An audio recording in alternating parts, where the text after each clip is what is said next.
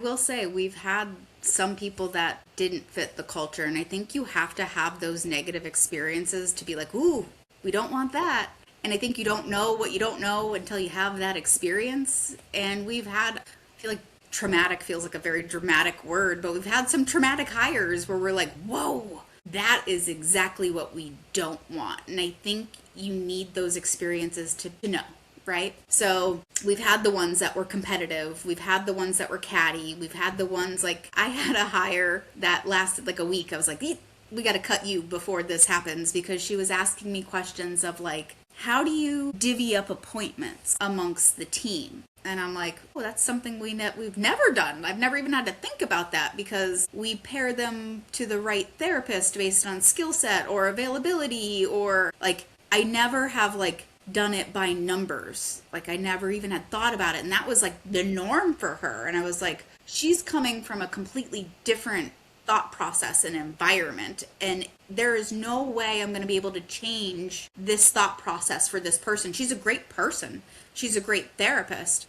But the way she functions within this industry is very different than the way we function. So that was like, oh, this isn't going to work. I'm not going to be able to change this for you to fit within our team. It's going to create negativity in a way that isn't healthy for us. The moment we start hearing inklings of negativity amongst the team about other therapists, we nip it really fast because it becomes like a cancer. Like the second there's something negative, it spreads. And so we address it really fast and we do it in a really healthy way. Nicole and I took a training called LET training. It's called Leadership Effectiveness Training. If you are in leadership in any way, I cannot express how valuable this was for us. And it's a way that you lead on like talking to somebody and you basically like acknowledge what they're saying, always make somebody feel heard and then reframing it in a way that's really positive. And that has paid for itself 10 times over. So we are able to address negative situations and kind of reframe them to go, okay, let's learn from this, let's fix this and move on. So we don't allow the negativity. We see it sooner. We see patterns sooner. And when we address a negative situation, we're like, oh, I see a trend here.